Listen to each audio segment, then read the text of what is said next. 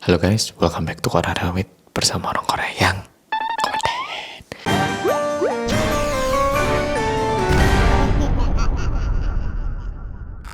Oke, polo-polo, hari ini dong yang keempat. Dan jujur cerita kali ini aku rasa bisa terjadi kepada siapa aja. Dan waktu aku tadi baca, aku rinding banget, rinding dong banget. Jadi semoga cerita kali ini juga menarik buat polo-polo. Langsung kita mulai. Cerita kali ini terjadi pada sepasang kekasih yang lagi pergi bareng bersama teman-temannya.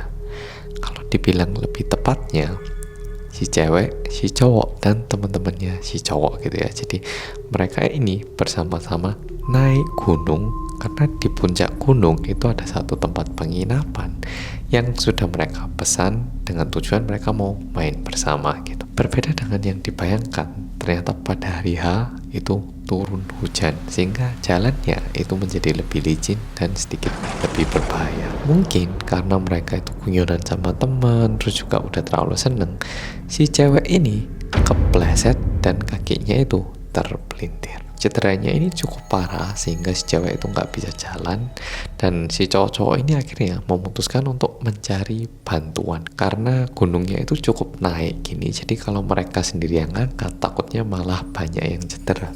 Pertamanya mereka itu diskusi enaknya gimana, mau digendong atau diangkat atau gimana. Tapi karena jalannya itu terlalu naik, ini terkesan bahaya, bisa jadi malah jatuh lagi dan korbannya makin banyak.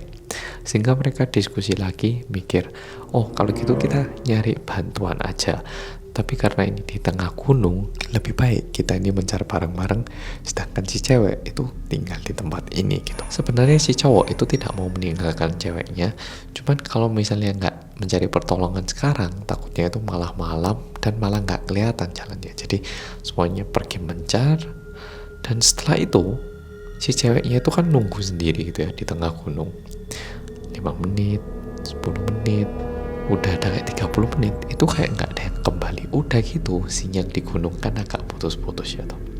Udah 30 menit, nggak ada yang balik. Padahal kondisi si cewek ini lumayan parah dan di bagian kakinya ini mulai berdarah-darah gitu. Dan mungkin sekitar 40 menitan, tiba-tiba si cowok-cowok ini balik semua, tapi pacarnya itu nggak kelihatan. Lalu si ceweknya ini tanya, loh pacarku mana, kok cuman kalian yang datang?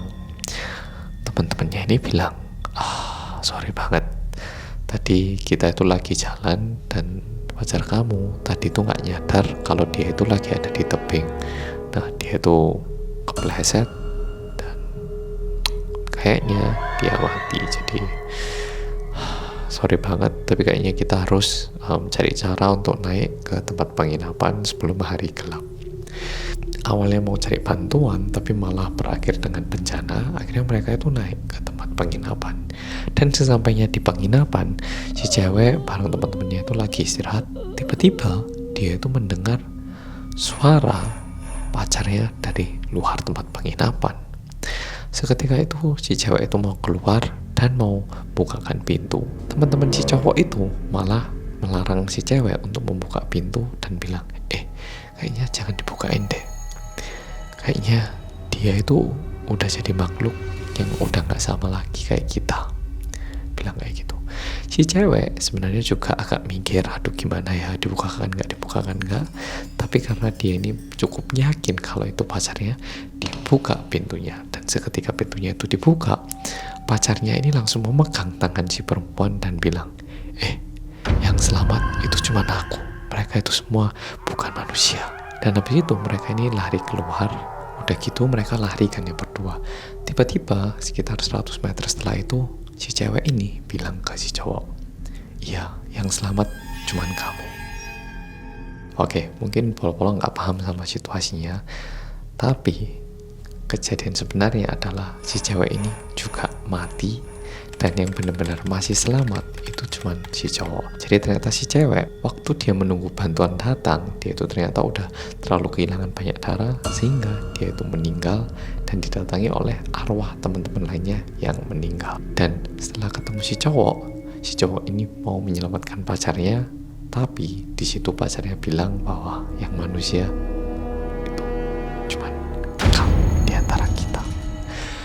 Oke, polo-polo. Jadi video Rinino kali ini sampai di sini. Jujur, aku bacanya di bagian akhir itu langsung kayak, kayak agak serem banget. Semoga cerita kali ini seru, dan kalau polo-polo suka, bilang apa? Rinding dong. Oke, polo-polo, makasih udah nonton video kali ini, dan sampai jumpa di video berikutnya besok. Semangat puasa.